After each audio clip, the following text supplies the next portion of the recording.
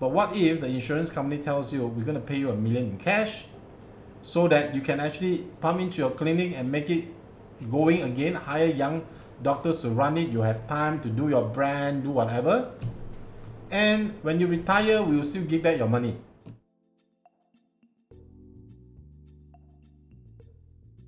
So what is the easiest and the fastest way to transfer risk, right?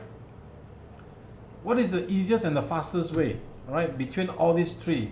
I was just saying savings, what do you call this, building a brand, building a business, a system, and the last one, transfer of risk. What is the easiest and the fastest way? The fastest way, the easiest way, I'm not saying easiest, saving is the hardest way. Why? Because saving takes time. You know, you're gonna save 50,000, 50,000, 50,000, 50,000 every month. You know, save until 10 million. Save how many years? You know, you have to keep saving. But what happens? Luck doesn't come to you on the third month. You only have 150,000 left. So savings, it is 100% model. You have to put in one. There's no discount to it, right? And it takes a lot of time. System. You want to build a system and a franchise around it, can, but it will take time to build. System is not built overnight. It doesn't happen overnight. You need time to build it, right? The third one is transfer of risk. It only take 2% of your savings to do it, and it is an immediate effect. Doing insurance policy, it is still the cheapest, the fastest, and the easiest way to do a protection of your income, right? You can choose to do number one, you can choose to do number two, but it will be smarter for you to do number three. And in the same time, buy time to do number two, then go back to do number one. Can you get me? Do the insurance, transfer the risk to the insurance company, protect your income through the insurance company. Take time to build a system and build a brand for yourself. And then with the money earned, do savings and investment on the top. So you do start from bottom 3, 2, and 1, right? So that is a faster way and a more secure way. So let me just share with you savings. How do you do? This is normal how people save. Doctors save money. So if you are 35 years old, you just came out from government practice, you're a specialist. Yay, first year specialist. Gung ho. You come out, you become a private doctor, a small hospital somewhere hired you as their residence specialist. Very good. You get an income and you plan ahead. You want to do some savings for your older self. At 55, you want to retire, or 65, up to you. So you're planning to save some money and some retirement fund, and you are actually doing it for the next 20 years. So you save every month. You save 30%, 30%, 30%, 40%, 40%. You save into this retirement fund. Very good. Very, very, what do you call it, disciplined to doing it. Now, then the person becomes sick. Suddenly he had cancer. He cannot work anymore. What happened to your plan? Say on the third year, the person becomes sick. Your plan will be very disrupted. Why? Your banks will be knocking your door. Your house has not paid up yet. Will they keep the cash flowing or not? You stop working, you stop earnings. If you're a private doctor, if you have suppliers, Zulik is knocking your door, right? Zulik Pharma is knocking your door. And other pharmaceutical suppliers are knocking your doors. No cash, no supplies. How? I was in the pharma world for 18 months. I sell for Johnson & Johnson. I know. No cash, no supplies. You stop paying me, I stop supplying you. And the salesman cannot do anything about it. Sales director call the shots, right? So that becomes a problem. What happens to your retirement fund? Do you want to give it to the guy who is 55 years old?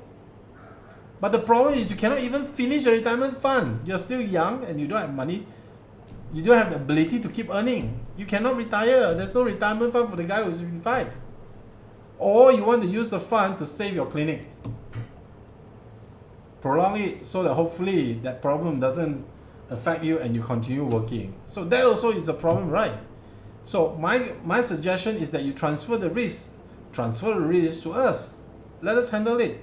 Let me show you another way. You're 35, you want to retire at 55. So there's a good 20 years you want to save a retirement fund. The same amount you give to the banks, you pay us. right? And after 20 years, just in case when you started the plan, you become sick. And the banks do the same thing. I want your money back. Suppliers come, I want your money back. I want suppliers, no cash, no supply. All the same problem comes up. But what if the insurance company tells you, we're going to pay you $1 million in cash so that you can actually pump into your clinic and make it going again, hire young doctors to run it, you have time to do your brand, do whatever. And when you retire, we will still give back your money to the 55-year-old. Which one will you choose? So let me show you a simple idea on how to work this out. So today's session is slightly longer. Bear with me. So strict saving, you must save some money, all right? If you are putting in the bank, you can put a fraction with us. You can strictly save some money with us, say $3,000 a month, and then you save for 20 years. You have saved $720,000. After 20 years, your cash account with us, your retirement savings account with us, will have about 1.3 million, nearly double of what you have paid. But in the meantime, we will provide you a life insurance of 2 million, a serious critical illness of 2 million, and also give you an accidental policy of 4 million to keep you afloat, right? Okay, so now if you're sick, if the person is sick and cannot work, we will pay 2 million to the doctor.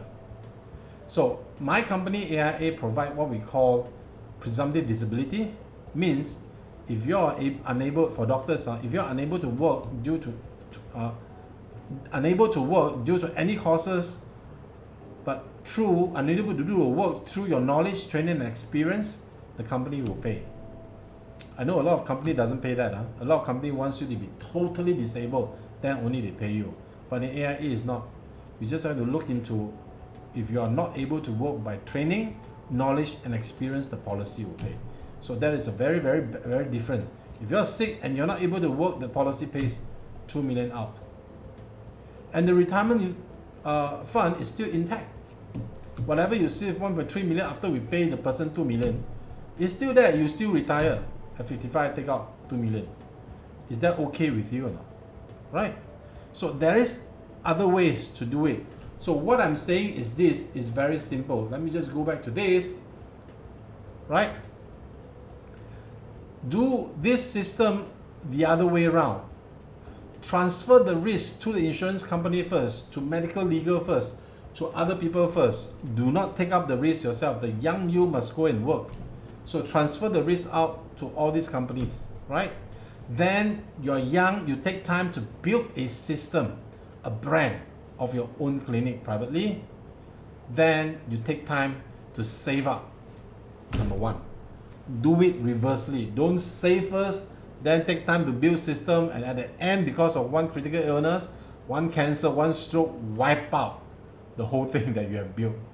That is not worth the time and effort. So my sharing is until now. If you have any question, I'm more than happy to answer. If we do not have question, we will go on, right?